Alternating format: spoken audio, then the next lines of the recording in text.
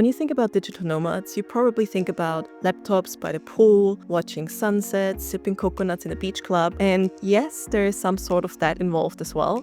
But I've been a digital nomad for 3 years now, and let me tell you, it's not just sunshine and coconuts. There is something about this lifestyle that nobody tells you. In this video, I'm gonna tell you everything about the pros of being a digital nomad, because there are a lot, but also there are a lot of cons that you will only learn once you start having this lifestyle. So if you're at the stage where you're wondering if you should take the leap and become a digital nomad or not, watch the whole video so you can make an informed decision. So one thing I wish I knew before I started my digital nomad career is how lonely it can be.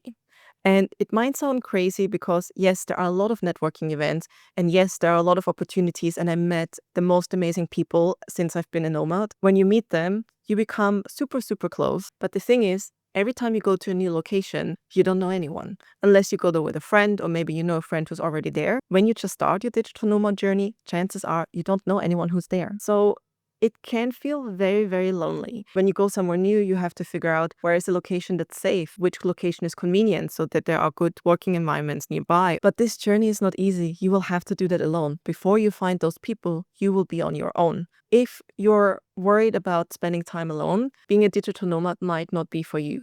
But if you're okay with going through phases where you're alone, then go for it. If you end up going to places that have a huge digital nomad community, for example, Las Palmas, Chiang Mai, Lisbon, chances are you will find someone who will teach you and show you all the important things, and that you won't be alone for a very long time. You will meet a lot of great friends. And then also, if there are too many people, maybe there are days where you want to be alone.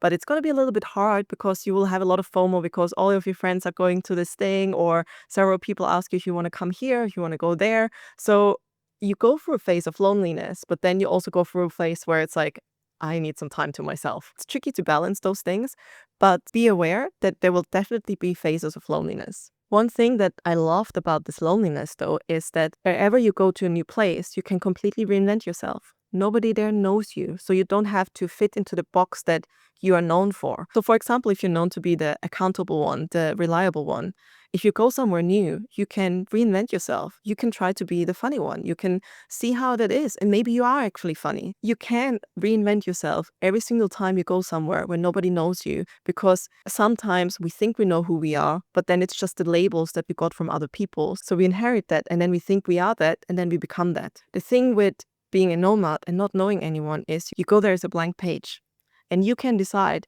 which person do I want to be, and you can choose your circle. You can choose what are the type of people that I want to hang out with. Do I want to hang out with the people that go party all the time, or do I want to hang out with the people who are working on their business? Do I want to explore things? Do I want to travel a lot, or do I want to just do my work and focus? And the thing is, as soon as you go to another location, you can do that again. So if you realize, well, maybe I'm not the funny person, I am the reliable one, you can go there. And you're not lying to anyone. You're just learning about yourself. You figure yourself out. And that's the nice thing about it, that we are evolving all the time. I'm definitely not the same person that I was when I started my freelance journey. I was completely insecure.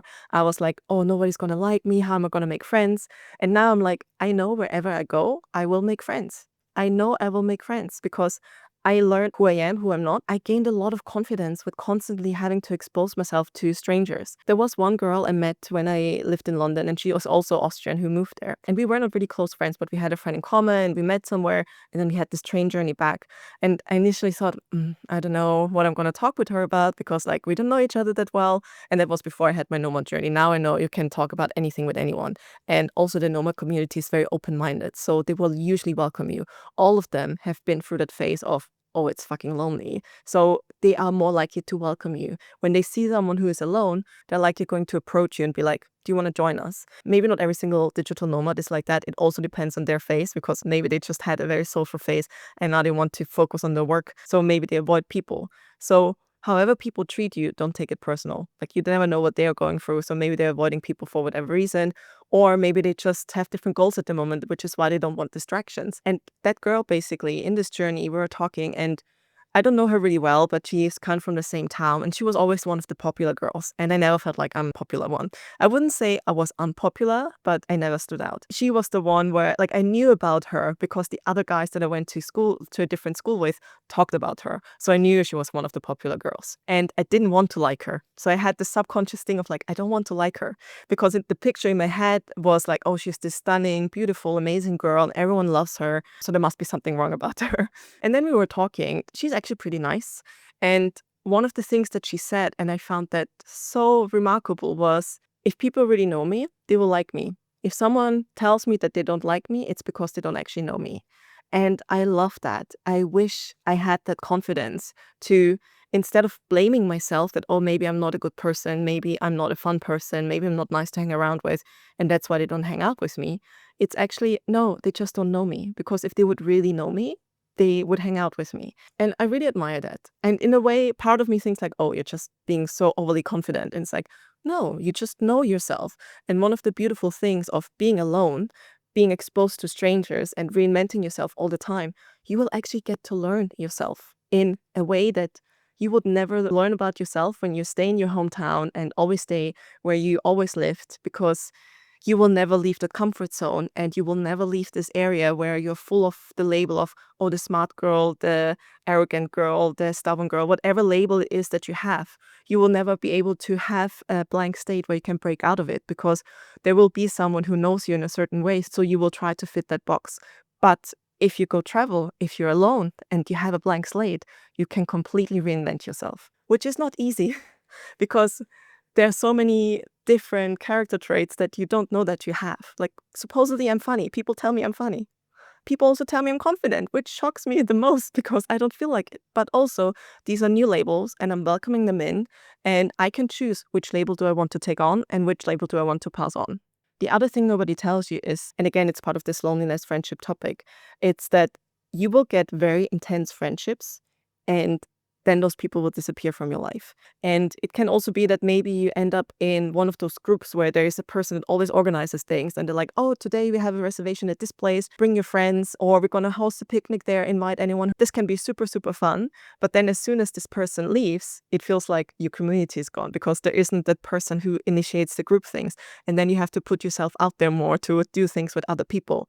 Sometimes also you have this very intense friendships and you find a person that you really get along with well. You hang out all the time and then maybe they go to a different place or you go to a different place. You stay in touch through messaging every now and then, but then the space in between those texts fades out and it's a little bit tricky to keep in touch. And that's why I love Instagram and social media so much, because I can see, oh, this person is in Bangkok the same time I am there, so let's meet up. And the way these friendship works are a little bit different to what I call my home friends, because friends at home, if you don't message them for a week or two, they're a bit like, why don't you call me? Why don't you text me? Do you not care about me anymore? Whereas nomads, they know that you have so many different lives in different places. So they're not offended if you don't reply to them for like 1 or 2 months. And I have friends, also some of my home friends, we just have a phone call every 3, 4 months. Or one of my best friends, actually, she once told me that she doesn't like that she waits 2, 3 weeks for my replies if we can do phone calls instead. So now we have calls like twice, 3 times a month. And yeah, so you have to find a way to stay in touch with your existing friends and also with your new friends, but also be aware that sometimes there's going to be a lot of time in between your connections. And the more you travel, the more friends you will make, the harder it will be to keep up with your friends. So be aware of that. It's not going to be that easy. Another thing that nobody tells you is the whole faff when it comes to health insurance, bank accounts, changing money, all these kind of admin things that you take for granted when you're at the place. One of them is tax residency, which is like a very important topic if you really don't have a home base anymore. And then there are also simple admin things like where's the closest gym, where's the next supermarket. And there are a lot of things that you always have to learn and it can get super exhausting. And I know it sounds like a very first world problem, but it is very exhausting. You will spend a lot of time doing research. This can be things like where's the closest gym? Which location should I book myself into? Which place should I go to next? How long should I stay there? What's a good time? Is it the right season to go there? Because maybe it's rainy season. All these kind of things. The more time you travel, the more other travelers you will find, and they will just tell you, oh, don't go to Thailand in February because of smoky season. Don't go to Bali in August because of rainy season.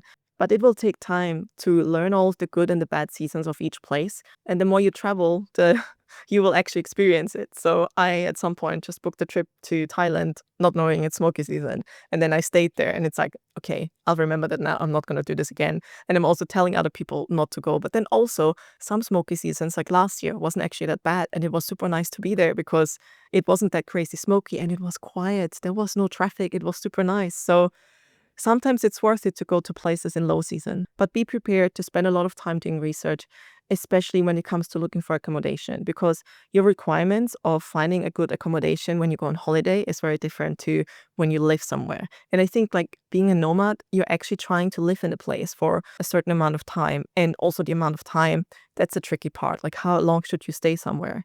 And for me personally, that might not be the same for you, but for me, the sweet spot is 2-3 months. 3 months is already like a little bit too much. Like in 3 months, I feel like, okay, I'm ready to go. I want to go to the next place. But 2 months, I think, is a good time where I've adjusted and I understood what the currencies were. So I don't have to do calculations with every single time I buy something. I just know if this is expensive or not, or if I can afford it or not. It's a good amount of time to not having to depend on Google Maps all the time. And it will take a good time until you can walk home without having to check the app. First time you find your own apartment again without having to check Google Maps, it's always a little bit of an achievement. It feels like for me, that's the point where I'm like, okay, I feel like I'm settling. And then after that, by the time you find friends, by the time you find your community, and people always come and go, to really feel comfortable in the place, it takes like another 2-3 weeks. And then you have 1 whole month to just relax and enjoy, which is why I think 2 months is a good sweet spot. 3 months, usually when I stay somewhere 3 months, I'm already thinking like, okay, I'm ready to go. It's because at that point, many of the people that you met have left. And I think that always leaves a gap. It's so much easier when you go somewhere to a new place and you explore things. But if you had your network and then those people are leaving, you feel the gaps. You feel that, I cannot call so-and-so anymore if they're free for brunch and things like that. So it does, again, become a little bit lonely. And that's the thing. The digital nomad world can be lonely, even though you have friends all over the world. If you need a friend right now, if you want to hang out and do something, you would want someone there, and sometimes people are leaving. But the longer you're a nomad, the more likely it is that you will meet your friends again. I've met several of my friends that I met in, let's say, in Spain, again in Chiang Mai. Super nice. And it doesn't always have to be other nomads. It can be people that just went on a holiday. There was a girl that I met in a yoga retreat in Thailand. She actually lives in LA. And then I met her. I just reached out to her if she's by any chance in Thailand again. And she was. And we met up again. And it was super nice. It doesn't have to always be just other nomads. It can be anyone that you meet traveling. And that's the nice thing. I also have a friend, one of my home friends. She is actually one of the few that really make an effort to see me, because the other friends are just waiting for me to visit Austria again. But she actually is asking me, okay, I'm going to have a holiday in June. Where are you going to be then? And then she just books a holiday to wherever I am. And I think this is such a beautiful friendship, and I love her to bits. And I don't know if she's watching this, but I'm also going to see her in Portugal again. So I'm super excited for that. And yes, you can maintain friendships with your friends at home. On that note, though, the friendships that you have with your friends at home, they will potentially fade off with time, because they will have their lives and they will get used to you not being in their routine. They will be used to celebrating certain birthdays, going for brunch with the other girls and all these kind of things, and you will miss out on that. And the first time you start traveling, they will still invite you to, oh, it's my birthday, and it would feel rude not to invite you. I know you're not going to come, but I wanted to invite you anyway. This might last for half a year until they realize, oh, you're actually gone, and they don't even bother messaging you. The group chats that you were in, they will start new group chats because you're not there anymore, and they don't want to bother you with like the messages and things like that. So to the loneliness of going to a new place, you will also feel lonely because you will start to be a little bit less connected to your home friends. So be prepared that those friendships will not always be the same. There will be some, again, some just last. I've been traveling for 3 years. And before that, I've moved to the UK for 7 years. So I've actually been away for 10 years from Austria.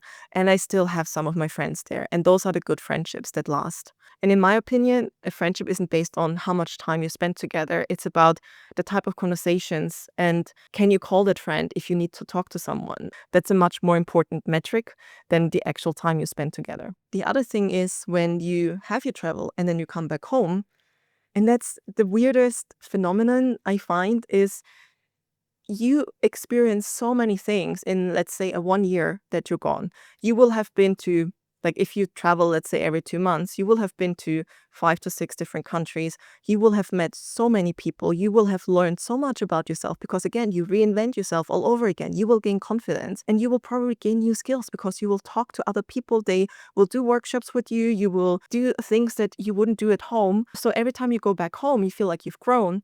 And then the thing that you will notice is that everyone else is still where they were before you left. And again, I've left Austria 10 years ago. Some of my friends still live in this exact same place. They still have the same job. They still have the same partner, and nothing has changed for them. Whereas for me, so many things have changed. And the thing that I find a bit uncomfortable with that is I feel like they had 10 years of their life exactly the same. And I'm not saying if you're with the same partner for 10 years, it's a bad thing, or if you live at the same place for that long. I'm not saying it's a bad thing, but they basically had the same week throughout the last 10 years. And maybe they had a couple of weeks here and there where they had a holiday, but I don't feel like they've grown as much. And every time I go back, I feel like so detached from them because like when you, and I don't mean it in a bad way, like they're lovely people, but I just feel like they didn't have that much of a growth. If I then, for example, meet my other nomad friends, and even if there would have just been a year between us and I see them again, I'm like, oh my God, you've grown so much, or your business has grown so much, or like this, that, like so many new things, and nothing ever changed with my home friends. Like, of course, not like every now and then there's something different. Maybe someone has a new boyfriend, maybe they broke up, maybe they bought a house or they got a new job. But majority of the time, whenever I go back, there hasn't changed much. And that kind of makes you, and it sounds so weird, and it also feels extremely weird. They treat you like a superstar almost. Like, oh, Lizzie's in town. When are you free? Let's have a coffee. Let's have a brunch. You're back. I really want to see you before you're gone. And then when you talk, they ask you all the questions. Oh, how was Thailand? How was Mongolia? How was Lithuania? How was this? How was that? And you don't know. You explain, and then and the things are like so normal for you, so you don't over explain. And they're like, oh, but what about this? Oh, what happened there? And and then I want to know about my friends. I want to know about their life, what's happened. And they're like, oh, same, same. And the conversation ends. And I don't want to judge them for not having anything that's changed. I mean, that's not a bad thing, but there must be something that you're passionate about. There must be like, oh, I read this book about XYZ and that changed my mind about this, that, or oh, I learned the skill and now I can do whatever it is. Like, it feels like there's no passion. They're just working to wait for the next holiday. And maybe they tell me about, oh yeah, I went to this retreat here, or, and it's like, it feels weird that you have so much more interesting things to say than your friends. It makes it a bit of an odd conversation. And at the end, and then you meet like not just one friend, you meet like all of the other friends. And when I'm in Austria, I find it super stressful because I would go for breakfast with one friend, then I meet someone else for lunch, and then I have someone else for dinner. And then like I basically, to make sure I meet all of my friends, and to be fair, I only spent like 1 or 2 weeks there, and then I have family to meet and all these kind of things. Each of my friends might get a 1 2 hour time slot. And then while I'm there, I'm always checking the time because I know I have to go somewhere else after. So I cannot actually dedicate as much time to my friends as I would like to. And while I'm there, I'm not really present because I feel like I have to go somewhere else. And yeah. And yes, maybe I am more popular than I thought I am, but it makes it super weird. It feels, I love my friends from home, but at the same time, I feel like I'm not getting anything out of those conversations because I feel like I'm just presenting myself and what I've done. And I also feel in a way that my friends feel a bit like, oh, Lizzie has grown, Lizzie has done so much, and my life is still the same. And I'm sorry to say this, but this is kind of how it is. And I'm not saying my friends are not making changes, they're not evolving, they are, but it's just at a much slower speed. And because of that, you might outgrow your friends at home. So whenever you come back, be prepared for that, that yes, you will have amazing experiences, you will learn great things about yourself, but you will detach a little bit from your people at home. So let's talk about the boring things like insurances, health, all these kind of things. Because when you always live in one place, if you're in the UK, for example, you can easily access the NHS, you can have regular checkups, you will probably get your teeth cleaned every now and then. If you're constantly traveling, that's something a little bit more tricky to organize. So also every time I'm back in the UK, I do all my doctor's appointments. I do my checkups and stuff. And there is this subtle worry that what if I suddenly get diagnosed with cancer? Will I have to move back to the UK to get my treatment? Or will I have to pay for it privately if I'm going to be in a different country? If, let's say, I'm in a different country every 3 months, will the doctors know exactly what, like, I mean, very unlikely that if I would have cancer that I will hop around still. But there are certain things which you will start to worry once you've left the country for more than a year or two. And it's things like health insurance, travel insurance. Personally, I use Safety Wing, and it's mainly because everyone in the Nomad community uses it.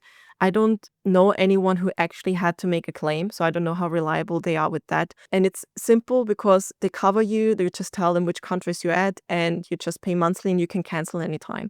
So if you then go back to wherever you're insured, you can cancel it for the time and then you can restart the insurance again. I have a referral link for Safety Wing, so in case you want to try that out, I think you get like a certain discount for your first month. There was a time for like 4 or 5 months where I basically didn't have an insurance, and luckily nothing happened in the time. And it took me like 5 months to figure out like, oh, I've not been insured.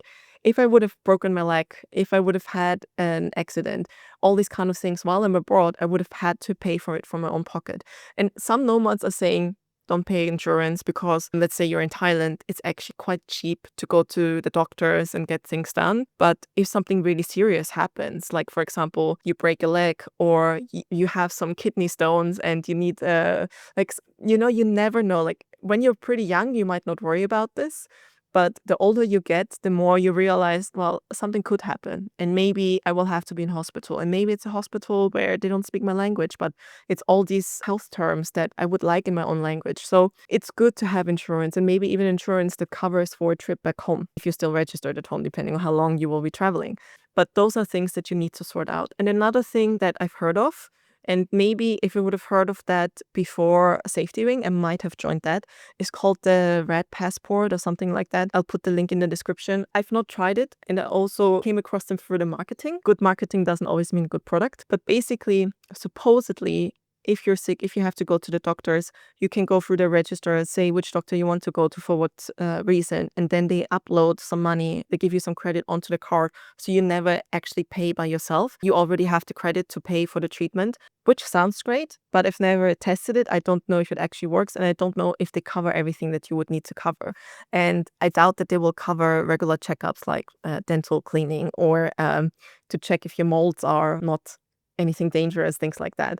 So I guess those insurances are just for worst case examples, but it's something to keep in mind because things can happen. Especially there are many people that had bike accidents in Thailand. Maybe they broke a leg, maybe they had to have stitches, all these kind of things. So be aware of that. We are fragile. Another thing that's always a bit of a pain is visas. And the thing is, if you travel as a nomad in Europe and you have a European passport, you're fine, you're sorted. You know, you are insured basically anywhere you go.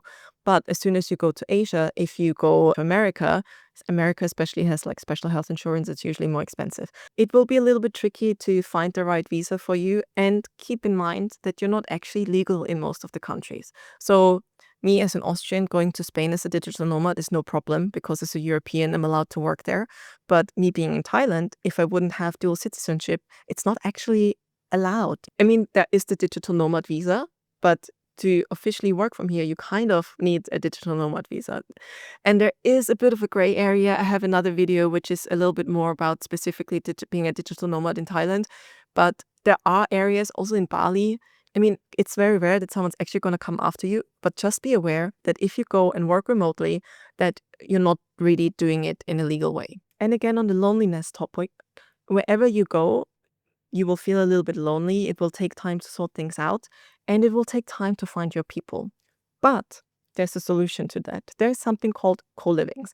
I don't know if you heard about them, but it's basically a hotel with a hostel vibe and not the bad stuff of hostels. Like you won't have like the crazy backpackers that come back home at 4 a.m. drunk and are super noisy. You basically have the nice vibe, the community vibe of hostels, but you have grown-ups staying there, which are people that are also working like you. They also have goals, so they don't gonna get smashed every day and party all night, and they also have work to do. I think it's the best of both worlds. And the good thing with co-livings is there are other digital nomads, and chances are they stayed there. And if they're already there, it means that they already figured a few things out. So they can give you recommendations of where you should go for brunch, where the next gym session is, where's the best surf instructor, all these kind of things. So it kind of makes it so much easier for you. And usually their USP is that there's a co-working space. So there are different types of co-livings. There are co-livings for students, co-livings for like the elderly, but I'm specifically talking about the digital nomad co-livings. And one example that I always mention is Alt in Chiang Mai. Then also, of course, there's my own co-living, the home base in Sri Lanka.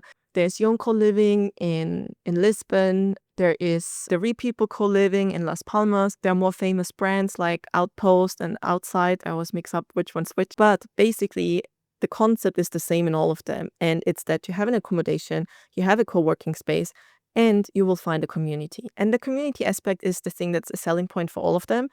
But not all the communities are the same. There will be some co-livings that are super social and some co-livings where you can also feel lonely. But it also depends on how much effort you make. So if you're a new nomad, definitely book a co-living. It will make your life so much easier. You will have decent Wi-Fi. You will find people, and you can always ask for recommendations. The people there know how to get from A to B in the easiest way and all these kind of things. And yes, it will cost a little bit more than a hotel most of the times.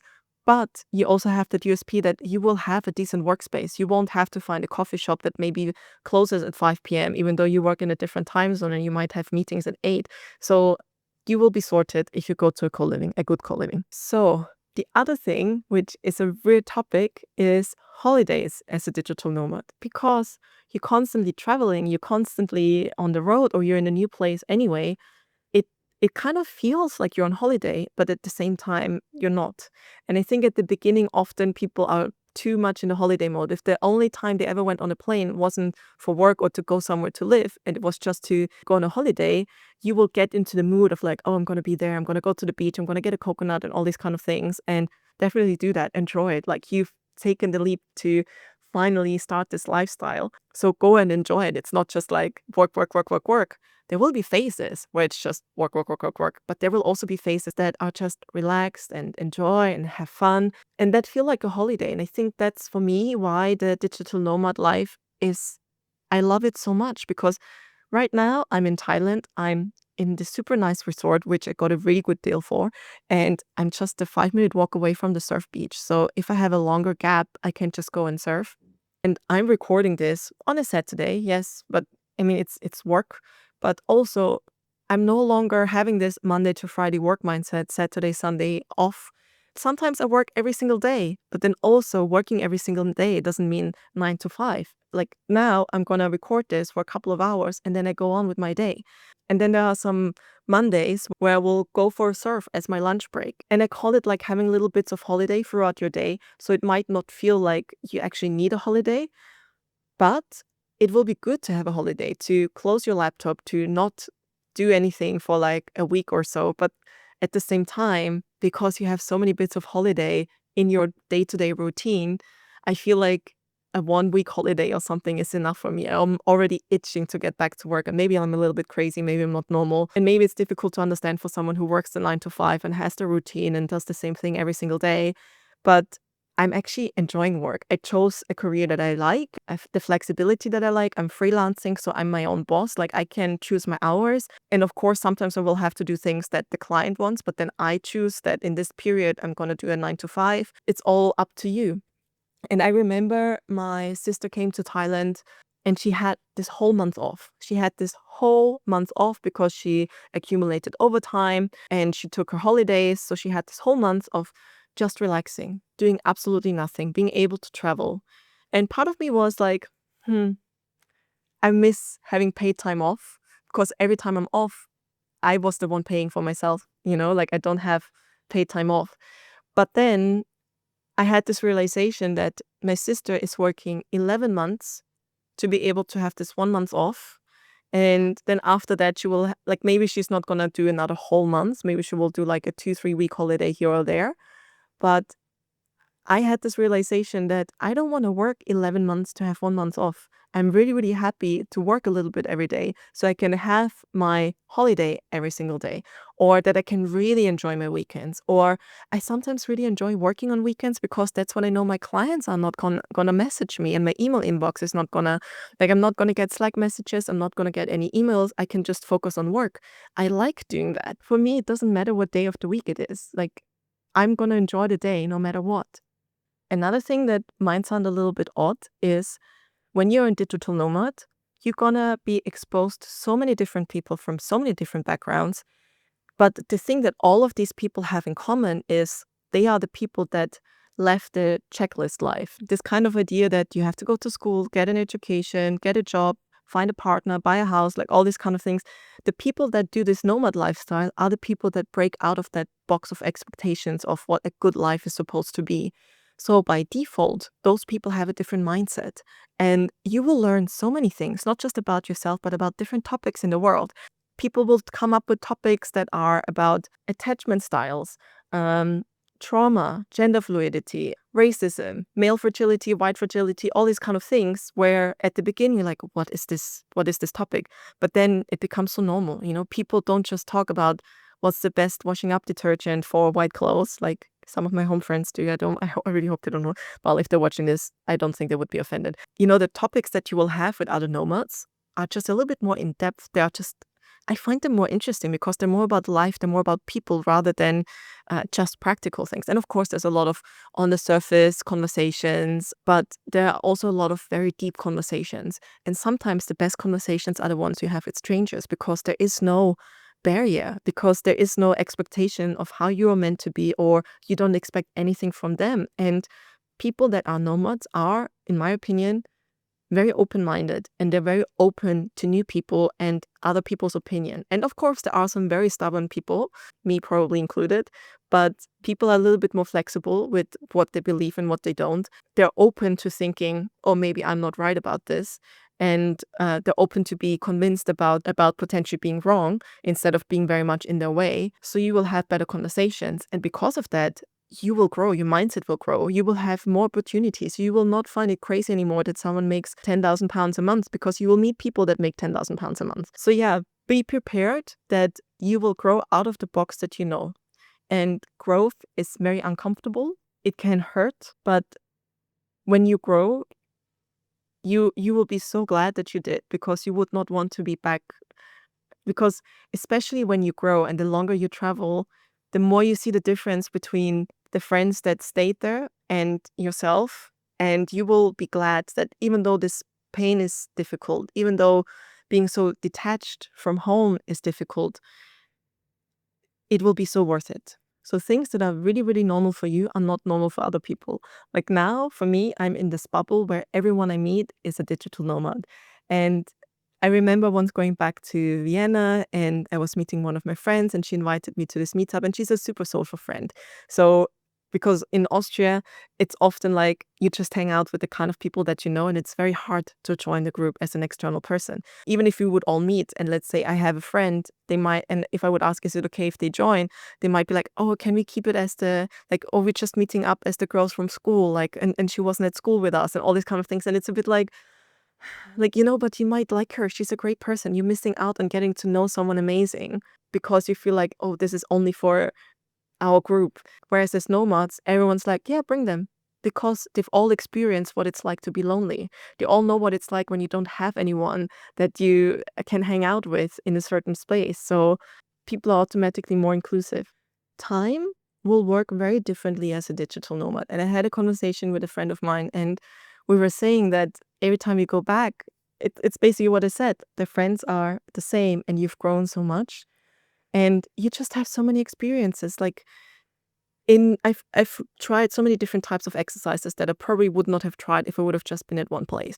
So far, I've been skydiving, I've been bungee jumping. Okay, those I did when I was 18 before I was a nomad, but still, I did reformer Pilates, I did pole dance, I did bouldering, I did aerial yoga, I tried surfing and I got incredibly hooked by surfing. And most of these things, none of my friends have done. Like if you're in a place that you didn't grow up at, you do things. You go on a hike, you go find that waterfall. Every single day has a bit of an adventure, even if it's just going to the beach and have a coconut. That's so much more exciting than just being at home and um, watching TV. And if you have so many experience, one after the other, time just flies very differently. And maybe when you remember when you were a kid, you felt like time just moved so slow. Time is like so many hours a day, so many minutes in the hour, and so on.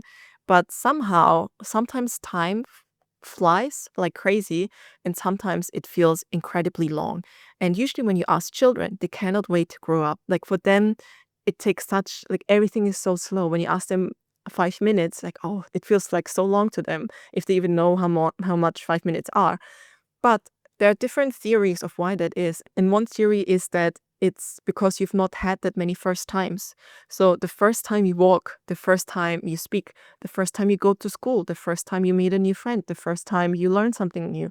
As a kid, you have by default more and more firsts because you simply don't have as much experiences as a 20-year-old, a 30-year-old, a 60-year-old. For a teenager, there will be a first time they're driving the car, and that will have such a big impact on them and on how they perceive time. It will slow down the time. It will feel like forever from when they start going to driving school until they start driving. But when you're like 30 and you've driven so many times, you don't even think about it anymore. So one way to explain why time goes a little bit slower as a child is because it's the amount of firsts. And I also think that that might be the reason for nomads. Like in a way, time flies very quickly. If I think like now it's May, we're already almost halfway through the year. But then at the same time, I've done a lot of things within that time. I opened a Coliving. I went to visit my grandma. I made a couple of new friends. I'm restarting this podcast. So there are so many things that I've done within that time that at the same time, these 4 or 5 months felt incredibly long. It's also because there are a couple more firsts. Like the first time I'm in this new hotel, the first time I'm in this location. The other theory of why time might go slower as a child is because the relationship to how much time you've already had. So, for example, if you're 3 years old, 1 year is a third of your life. But if you're 30, 1 year is like a percentage, like 10 years would feel the same to you when you're 30 years old as 1 year would feel to a 3-year-old. So that's the other theory. But if there's anything about the theory of the amounts of firsts, being a digital nomad will by default slow down your time, which technically means you have a little bit more life, right? And I feel like this. I feel like I've actually only been a nomad for 3 years, maybe 4. And the amount of growth I've had in that time, the amount of people I met, the things that I've learned is like what I've probably learned in the 5 year, like in the 10 years prior to that. Like, so be aware that when you opt for nomad life, you will grow a lot, you will learn a lot. And again, growth is not comfortable. Another thing that's very, very important is, and it comes to the topic of coming to a new place, having a blank state, is the routine. It's super, super hard to find a routine, especially when you're still in the phase of figuring out like, okay, this meal is like 150 baht. Is this expensive? Is it not? It's not. But also you can find meals for 50 baht, which is like a third of that. And yeah, so there are things that you will just need to figure out. But it will be a bit more difficult to find a routine. And it will be very easy to fall into a routine. So if you meet a certain amount of people, you will very likely adapt their routine. So for example, when I moved to Spain, I met this super nice girl, and she was one of the people that would be like, hi, I'm Lizzie. I'm a freelance UX designer and digital nomad. And this channel is usually about freelance advice, traveling, and the digital nomad lifestyle. If you're interested in this topic, hit subscribe. Please leave a like. We booked a table here for 8 people. We are 4, so everyone brings one friend. And it's super nice because you just meet new people, you have fun. And there was always, like, she would always organize something. But what happened with that was that every single night you would eat out and we would always drink because everyone else is drinking. So you're like, okay, I'm going to drink as well.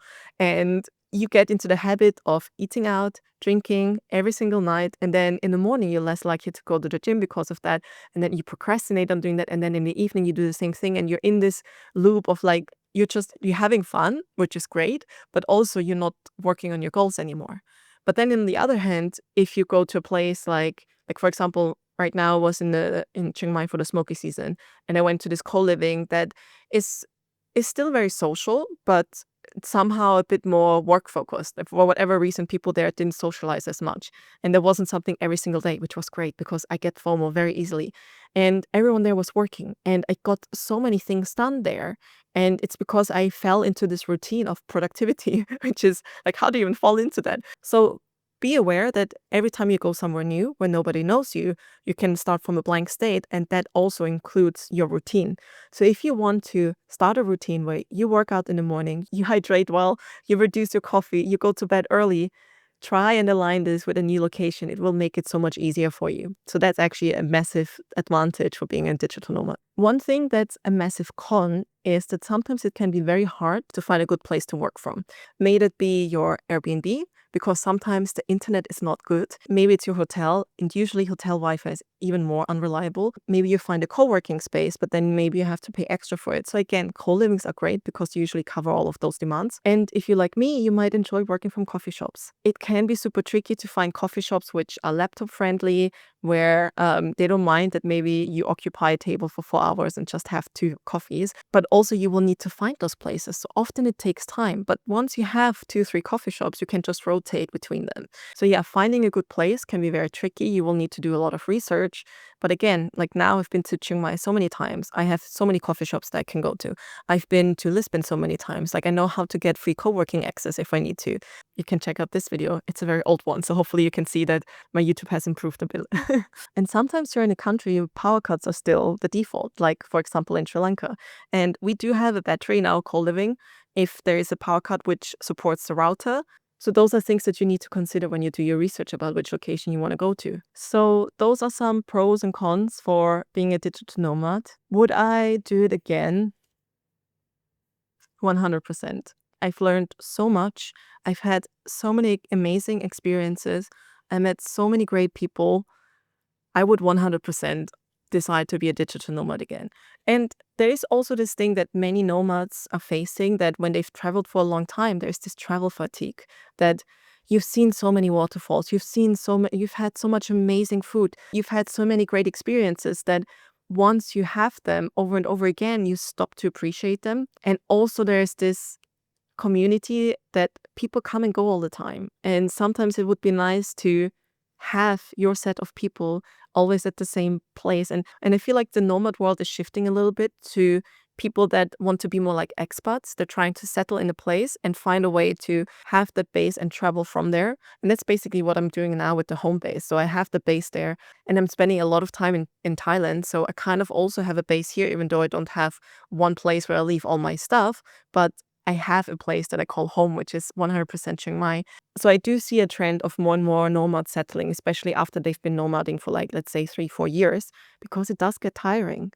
And that's the thing, like even if you decide to join the digital nomad lifestyle, you can always go back to having a home, and you can always have a home at several places. But be aware, home, the meaning of home will be a little bit different, because in a way you'll always be a stranger there. Because like, for example, now I'm in Thailand, I'm half Thai. I speak Thai, not perfectly, but I still feel like a stranger in Thailand, because the first impression people have of me is like, oh, another white girl, another Falang. So you will always be a little bit of a stranger, but you can make yourself at home. And for me, home is not necessarily where I am, but it's the people around me. It's how I feel there. Am I comfortable? Can I be myself? And after traveling for so long, I actually feel like I have a home at so many different places, especially Chiang Mai, especially Las Palmas. So be aware that you might lose your sense of home. And it's also this typical thing that I think every nomad hates, when someone asks you, like, where are you from?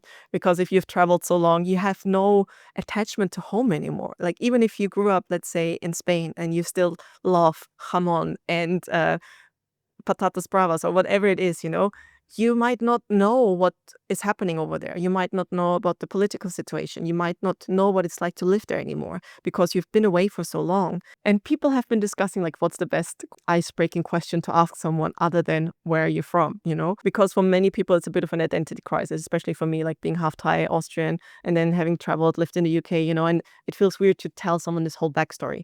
Would I choose the digital nomad lifestyle again? 100%. 100%. But if you're not sure if you should do it or not, maybe it's not for you. Maybe it is for you. There's only one way to find out. And I think you're more likely to regret not having tried it than saying no to it and then thinking, oh, if I would have traveled, what could have been? So I would recommend go and do it. If it doesn't work out, please don't blame me. It's still your choice. Even if you take my advice, you are the one who took the advice, so don't blame me. But I would highly recommend that everyone should travel because it will make you so much more open-minded. It will make you very humble and it will make you very confident at the same time. I would highly recommend to do it. All right, thank you so much for watching this video. I really hope you enjoyed it and you're looking for your first digital nomad destination. I highly recommend either to go to Las Palmas if you want to stay within Europe.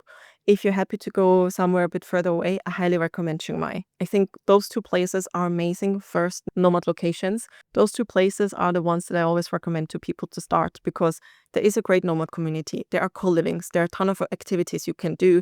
Yeah, I just had a very, very great time there and those are places that I regularly return to. If you decide to become a nomad, let me know in the comments where you might go and who knows, maybe I'll be there and we could meet up in person. I'm curious if this video made you decide to go for the digital nomad lifestyle or stay at home. Please leave a comment in the description. I'm really, really curious to know. And yeah, I hope you enjoyed this video and I see you again at the next one. Bye.